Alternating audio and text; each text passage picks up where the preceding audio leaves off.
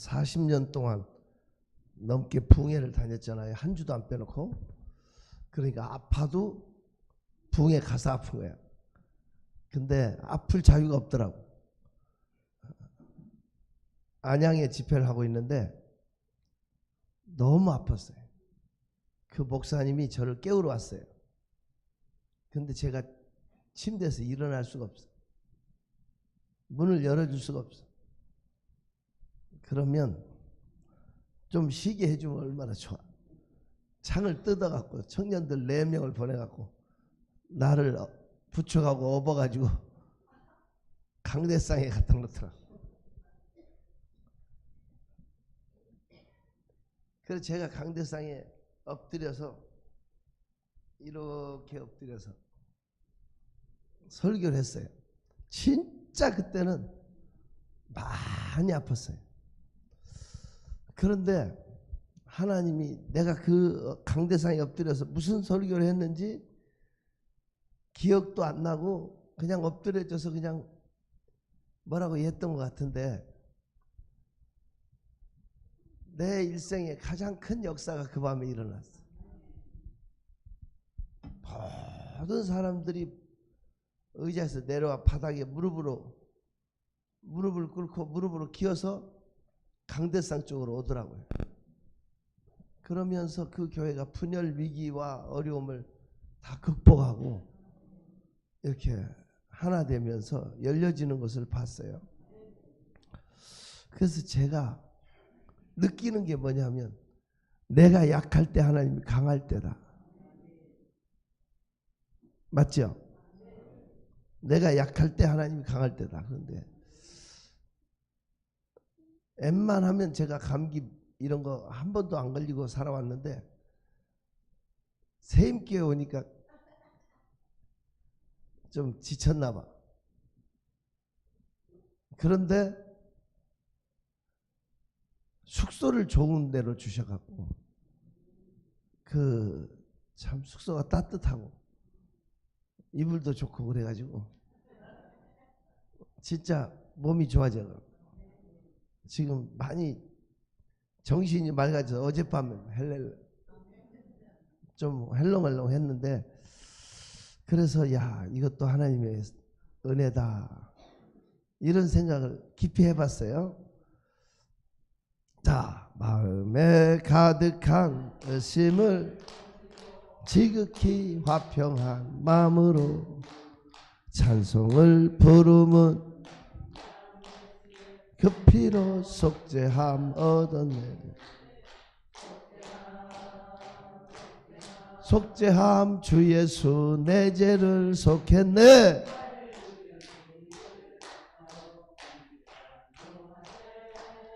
그 피로 속죄함. 최고 중요한 게 이 주둥아리라. 못살아 힘들어 어려워 틀렸어 텄어 끝장이야. 이런 소리를 해버리니까 마귀가 참소해가지고 하나님의 은총을 막아버린다고. 잠언 18장 21절 펴요.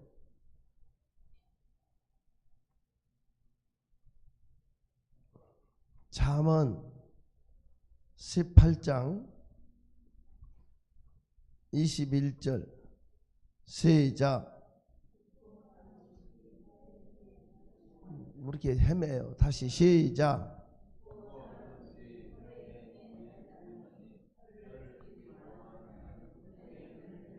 한 번 더 읽어요. 시작.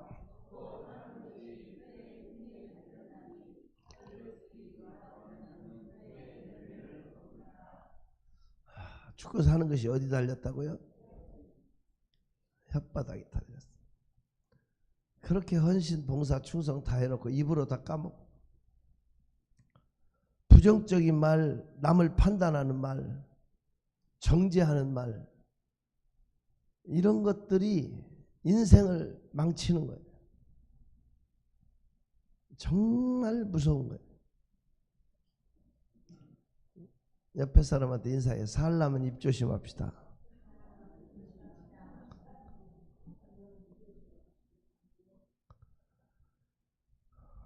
그거 어떡할 거예요? 그러면 제가 정말 중요한 얘기를 하니까 잘 들어야 돼요. 그러면 이 욥기를 보면 내용이 이겁니다. 쉽게 말하면 욥이 동방 최고의 부자야. 하나님이 욥을 칭찬을 해. 욥처럼 순전하고 정직하고 하나님을 경외하며 악에서 떠난 사람이 없다.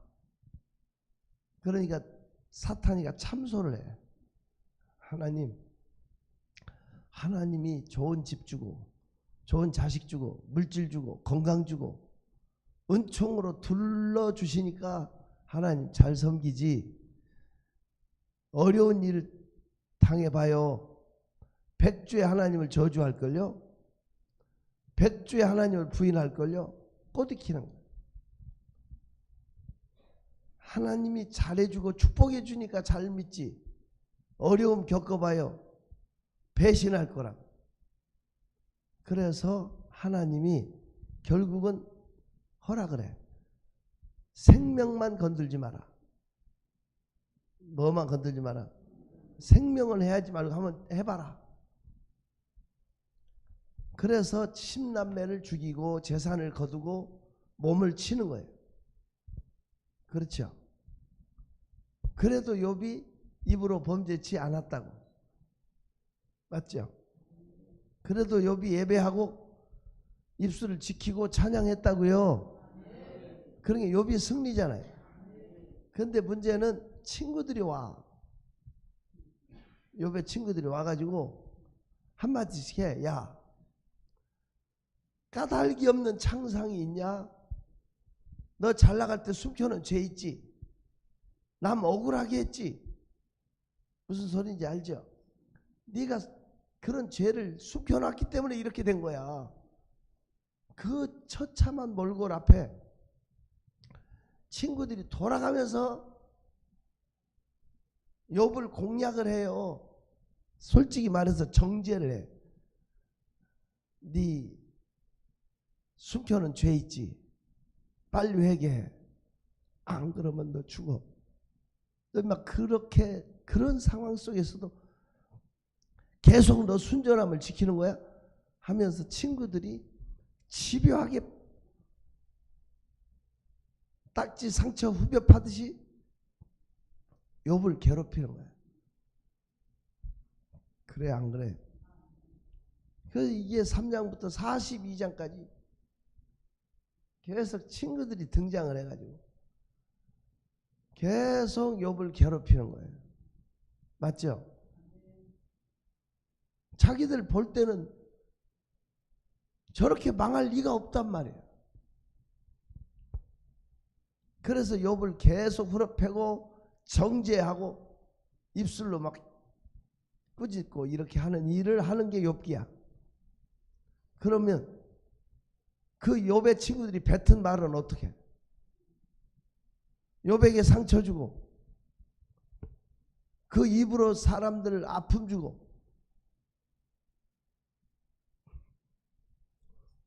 거기서 욥의 친구들을 살려주고 욥도 살게 하는 것이 이게 입술의 말에서 회복되는 것이 이게 번제물이에요. 번제물. 이게 뭐요?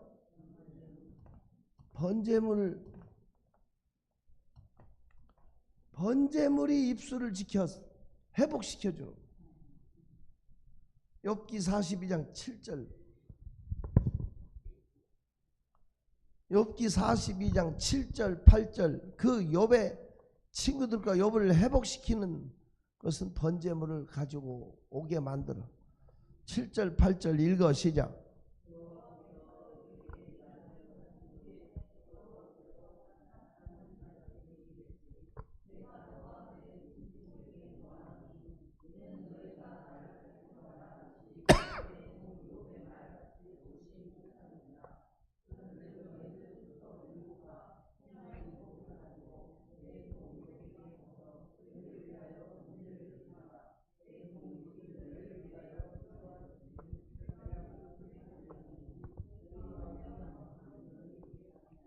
이걸 풀어주는 것이 입술로 지은 말을 어떻게 책임질 거예요?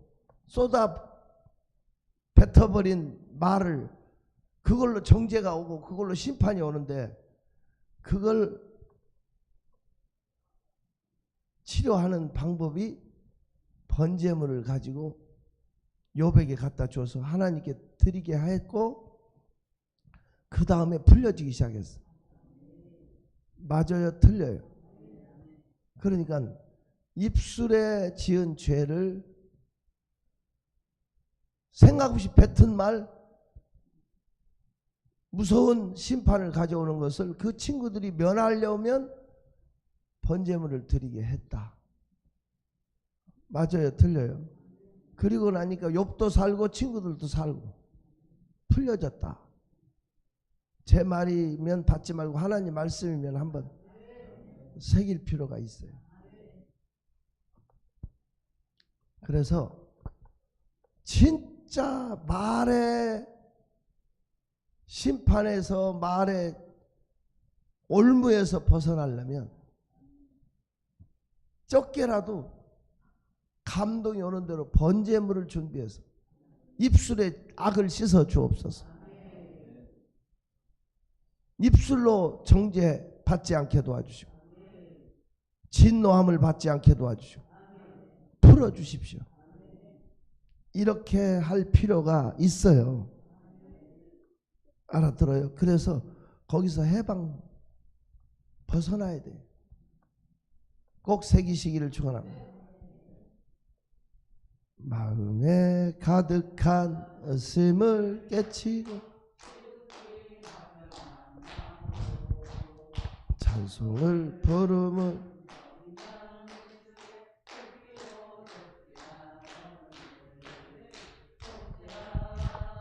속죄함 주 예수 내 죄를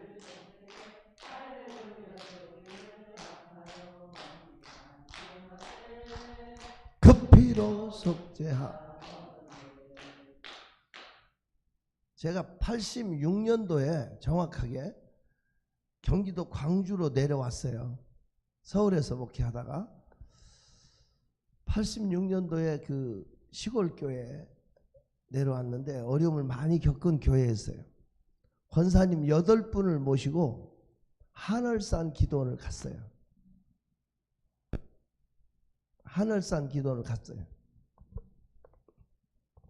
야, 무지막지하게 감리교 부흥단에서 집회를 하는데 상처를 받았어요. 첫날 저녁에는 은혜 받았으면 다 헌금하라. 당연히 은혜 받았으니까 헌금했잖아요. 둘째 날 저녁에는 차비만 빼놓고 다 헌금하라. 차비 빼놓고 헌금했어요. 난 순종을 잘해서. 셋째 날은 차비까지 다 헌금. 그때는 자가용 없던 시절이잖아요. 대중교통으로 다녀야 되는데 차비만 빼놓고 하다 이제 차비까지 다 드리려는 그 순박했잖아요. 제가 차비까지 다 드렸어요. 넷째 날은 작정을 하래. 카드를 주면서. 그러니까 우리 권사님들이 열받았어. 이현난 권사라고 하는 사람이 나한테 와서 목사님 살가죽 베고 뼈까지 도려내고 표현이 그래.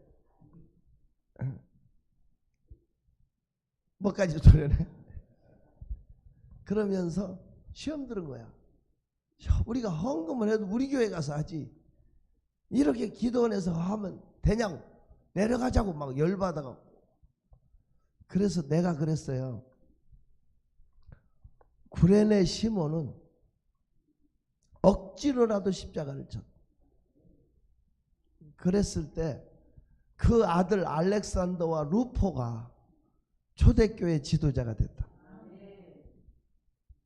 하나님께서 때로는 억지로라도 우리를 이 자리에 보내셔서 이 말씀에 순종하게 하면 하나님이 책임져 줄 거 아니냐. 설득을 하면서 내가 제일 먼저 카드 갖다가 8사람 보는 앞에 썼어. 본이 되게. 당신들도 할 수 있는 데까지 해라. 그래서 헌금 작정까지 하고 내려오는데 문제가 생겼어. 거기서 한 몇십 분 걸어와가지고 경춘국도에 와서 시외버스를 타야 돼. 나는 책임 있으니까 제일 늦게 타고, 젊은 목사가 제일 늦게 타고 사람들 앞에 태우고, 많은 버스인데 이제 내가 맨 뒤에 타는데 차비 달래 안내양이, 차비 생각해보니까 없잖아. 없잖아 전혀. 그래서 머뭇거렸더니 그 안내양이 밀어버리더라고. 밀어버리고 오라이 하고 가는 거야. 우리 교인들은 내가 탄 줄 알고 간 거고. 옛날에는 기도원 갈 때 이불도 가지고 가고 솥단지도 가져가고 밥 해먹을 거 다 가지고 왔어. 그거 등에 지고 있어서 망정이지, 밀어버렸을 때 그게 쿠션 역할을 해서 안 다쳤지. 안 그러면 그 정 무지막지 하더라고. 옛날 안내양이 보통 뚝심으로 하는 게 아니에요. 그래서 제가 걸어서 가가지고 호평이라고 하는 데가 있어요. 거기서 이제 걸어서 호평 쪽으로 가서 파출소에 갔어요. 돈 떨어지고 아무것도 없으니까 초치해가지고 갔더니 완전히 노숙자 취급하는 거 있잖아요. 내 쫓는 거야 이 새끼들이. 전화라도 해줘야 될 거 아니요. 이야, 정말 제가 4일 걸려서 걸어갔어. 연락도 안 되고. 얼마나 고생을 했는데. 경운기도 타고 가고 걸어가고 해가지고. 그리고 나서는 그 감리교 부흥단이 싫은 거야. 의도적으로 작정한 거 안 했어요. 헌금을. 싫은 거예요. 안 했는데 이제 문제가 생기면 무슨 생각이 드냐면, 야, 김 목사, 너는 목사가 하나님 앞에 약속도 안 지키고 남한테 헌금 얘기할 자격이 있냐? 그 양심의 소리 있잖아요. 이해가 되나? 그런 게 나를 올무가 되는 거예요. 올무. 그리고 하나님과 약속을 안 지키면 하나님의 진노가 우리를 멸망시킨다고 그랬잖아요. 전도서 5장 4절 한번 펴봐요. 전도서 5장 4절. 찾았으면 아멘. 읽어요. 시작.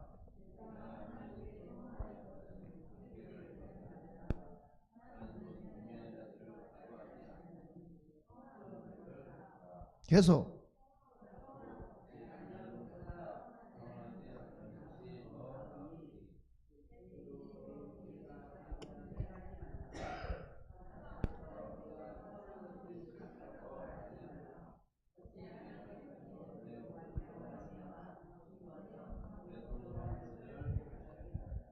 멸하시게 하면 안 되잖아요. 하나님과 약속은 지켜야 되는데 이게 올무가 되는 거예요. 나한테 자꾸 찔리는 거예요. 그래서 이제 제가 미워도 헌금하려고 얼마 약정했지 하고 생각을 해보는데 참 신기해. 기억이 안 나. 한 구자가 얼마고 몇 구자 했는지 생각이 아예 싹 지워져 버려요. 어떻게 이럴 수가 있더라고. 그러니 무슨 일이 생기면 너 하나님께 약속 안 지켜서 그렇지? 이런 자괴감이 오잖아요. 근데 갚으려니까 또 모르잖아요. 얼마인지. 하나님과 약속을 지켜야 되고 고민 충만하다가 그것 때문에 한 주간 금식을 했어요. 제가. 하나님 거 떼어먹은 거 갚게 해주세요. 약속 못 지킨 거 갚게 해주세요. 내 입으로 말해놓고 못 지키면 안 되잖아요. 기도를 하는데 한 주간 금식을 하는데 하나님이 말씀을 딱 주더라고. 말씀. 이거 한 주간 금식에서 받은 거예요. 늘 하나님 말씀을 읽어도 안 보여. 말씀이. 이게 중요한 거예요. 말씀은 살아있기 때문에 머리 아플 때 읽을 때하고 배 아플 때 읽을 때하고 느낌이 다르고 잘 나갈 때 읽을 때하고 어려울 때 읽을 때하고 틀려. 이 말씀이 음색 틀리고 말하는 각도가 틀리고 그래요 안 그래요? 말씀이 살아있기 때문에. 근데 제가 이걸 해결하기 위해서 금식을 못하는 금식을 막 하나님 나 갚게 해주세요. 생각나게 해주세요. 떼어먹지 않게 해주세요. 떳떳하게 해주세요. 막 기도를 했더니 하나님께서 말씀을 주더라고. 그것도 번제물이에요. 번제물.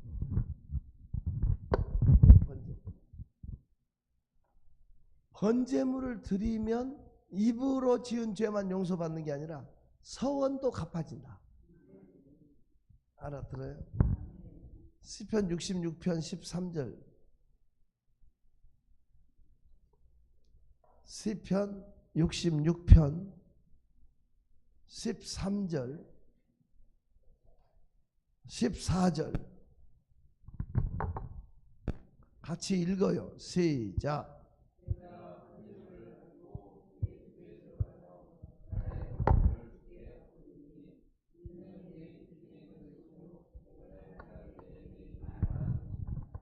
알아듣기를 축원합니다. 한 번 더 읽어볼래요? 시작.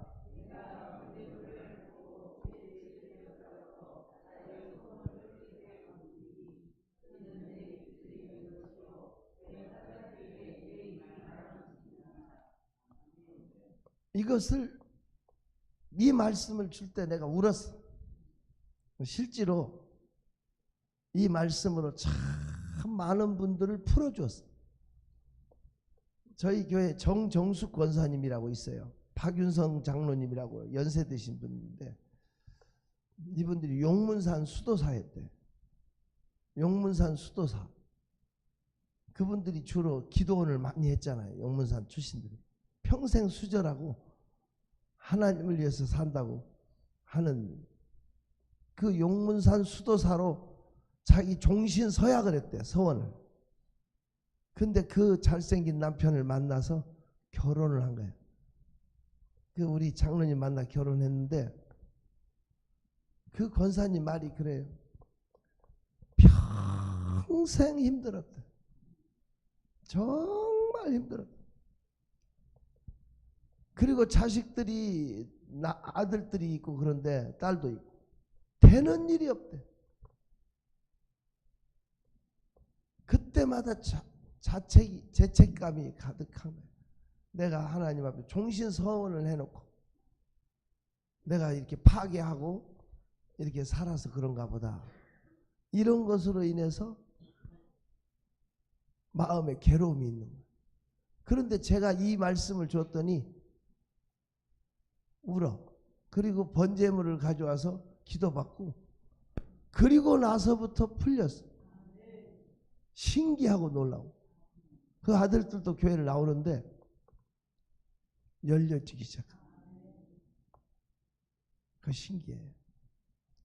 그러니까 서원이 올무가 되면 안 되고 풀어버릴 수 있는 것이 아주 필요해요.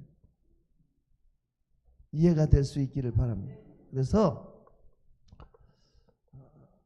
다는 아니에요. 한두 사람이라도 혹시 입으로 지은 죄, 부정적인 말하고 막말하고 낱말하고 입으로 하나님 앞에 심어진 그 말을 인해서 은총이 가려졌다면 번제물을 드려서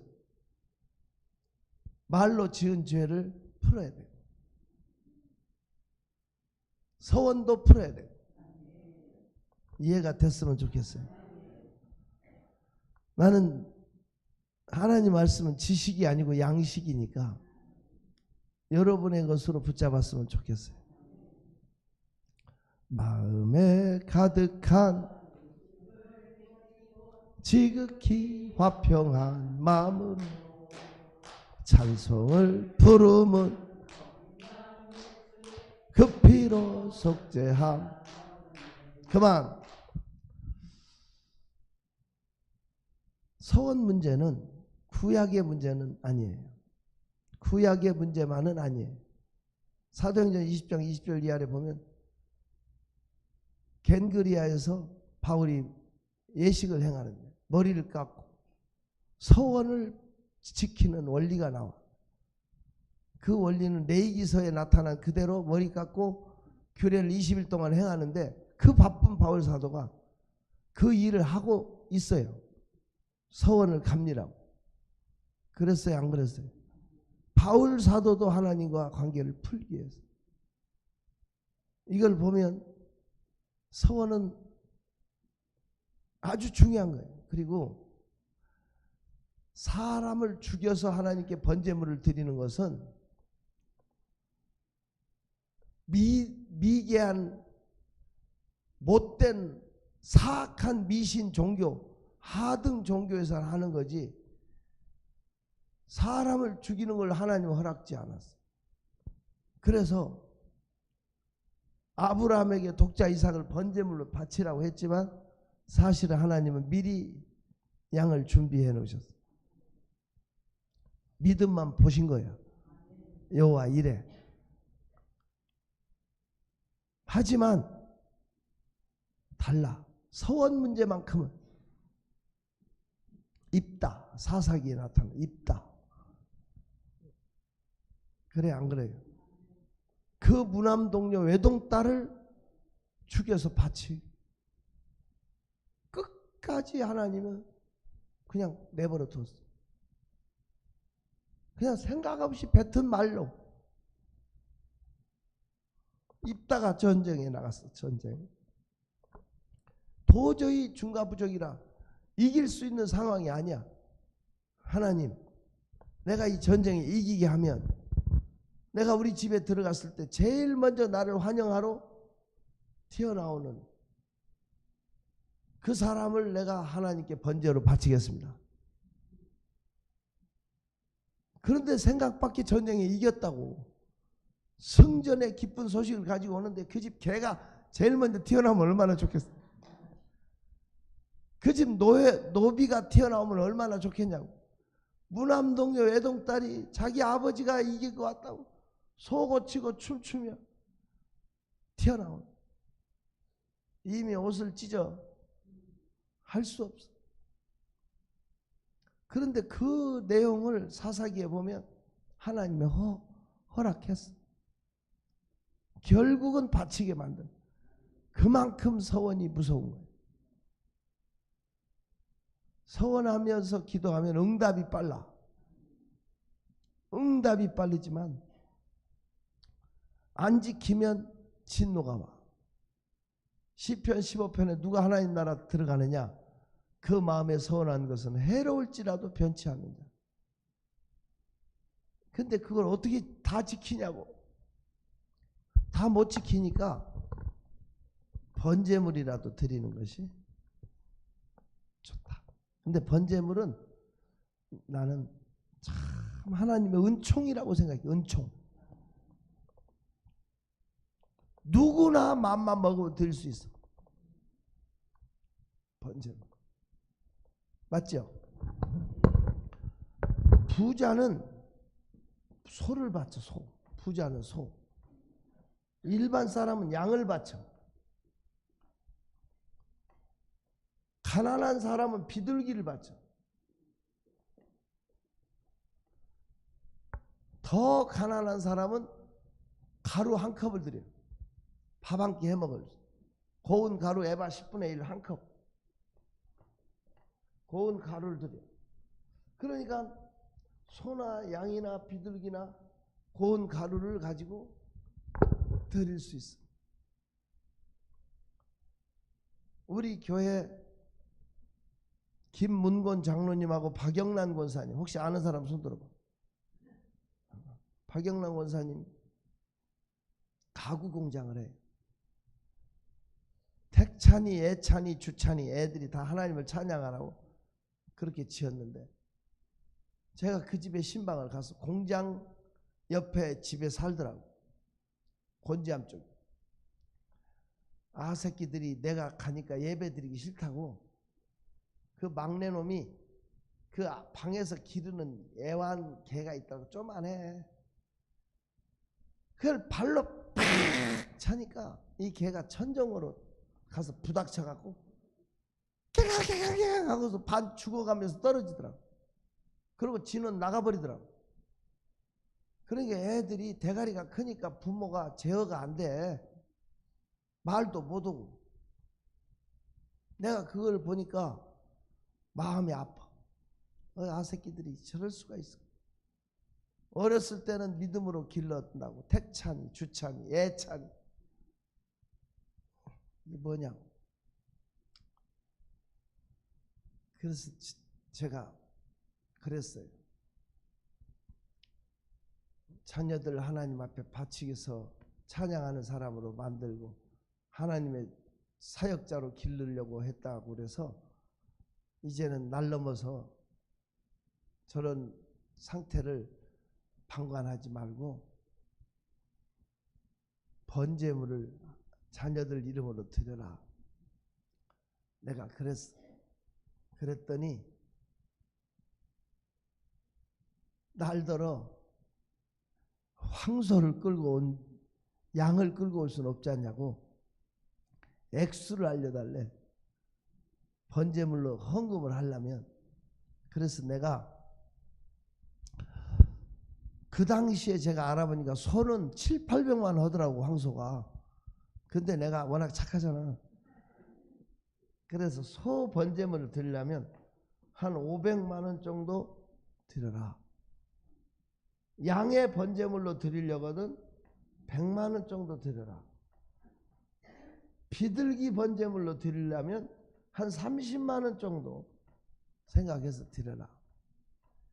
고운 가루 번제를 드리려면 한 5만 원 정도. 하나님은 아시니까 형편을 그렇게 드려라. 내가 그 집의 형편을 보니까 가구 공장을 하는데 별로 잘 되질 않아. 그래서 내 생각에 비둘기 번제물 정도는 드리면 되겠구나. 근데 주일날 새벽 예배 끝나고 날 찾아왔어. 강대상 밑으로 오더니 번제물을 가져왔대. 5개를 가져왔더라고. 5개.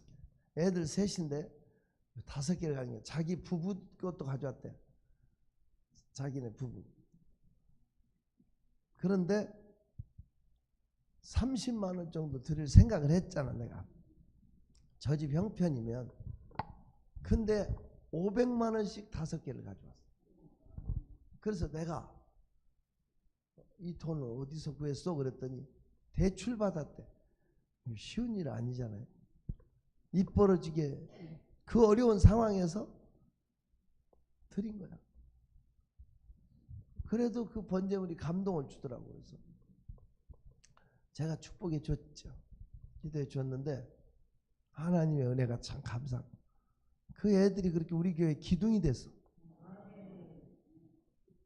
하나는 방송실에 있고 한 놈은 지휘하고 한 놈은 드럼도 치고 뭐 지금 한 막내는 유학 갔는데 바뀌어지더라고. 하나님의 은혜로 그때부터 열려졌어요. 우리는 하나님의 위대한 능력을 신뢰하는 거야. 하나님이 바로의 마음을 바꿔주면 강팍해 하면 우리는 핍박받는 거고 녹여주면 열려지는 거 아니에요? 그러니까 우리 자녀들이고 거래처 사장이고 누구고 다 그 마음을 움직이시는 분은 하나님이라고. 하나님은 손해보지 않아. 그런데 이제 우리가 번제물을 드릴 때 도저히 5만 원짜리 가루 번제물 밥 한 끼 좋게 먹는다 이런 생각을 하고 그래도 힘껏 드려야 되잖아 형편이. 근데 나는 솔직히 말해서 마음만 먹으면 황소 번제물도 바칠 수 있어. 마음만 먹으면. 그런데 양의 번제물을 바쳐. 그건 나를 속이는 게 아니라 하나님을 속이는 거잖아요. 그러면 어떡할까? 이 집은 비둘기를 드릴 형편밖에 안 되는데 양의 황소 번제물을 드렸잖아. 그런데 마음만 먹으면 황소를 바칠 수 있는데 양의 번제를 바치면 괜찮을까? 하나님과 나의 문제인데, 이스라엘의 기브추에 가서 제가 생활을 해봤는데, 기브추 가서 지금도 구약대로 번제를 드린다고. 근데 이 사람들은 암양은 싸요. 순양을 바치니까 10배 차이까지 나요. 알아들어? 이스라엘에서 안 사는 게 다행이지. 다윗의 무덤에 갔거든요. 이스라엘에서 다윗의 무덤에 갔더니 빵 모자를 다 써게 해요. 여자들은 안 써도 된대. 그래서 나는 여자들은 머리가 있어서 안 쓰나 보다 그랬더니 아니더라고. 여자는 사람도 아니래. 수에 치질 않는데. 억울하면 그 나라 가지 마.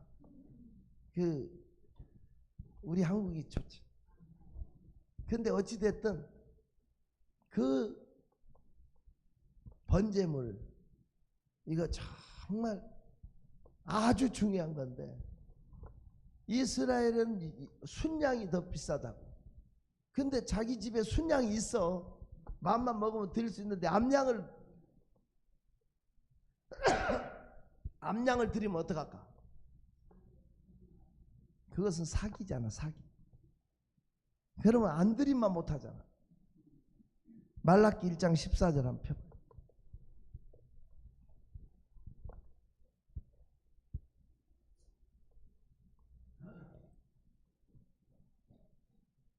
말라기 1장 14절 찾았어요? 읽어요. 시작. 맞춰서 시작.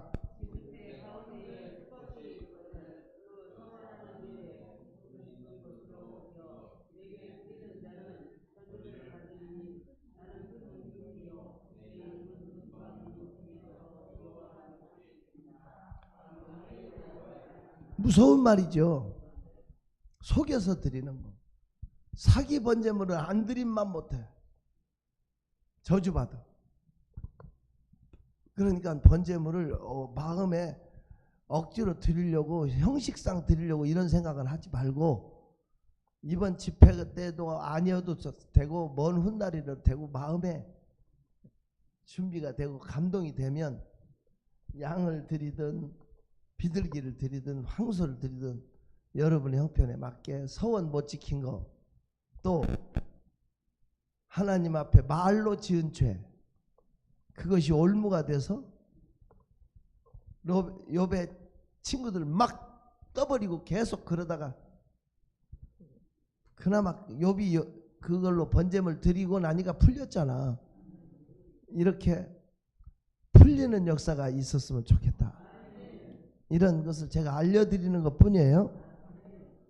그래서 자유함을 얻기를 축원합니다. 자유. 번제물, 이것은 입의 말을 용서해 주는 원리는 번제물이었다. 새기시기를 축원합니다.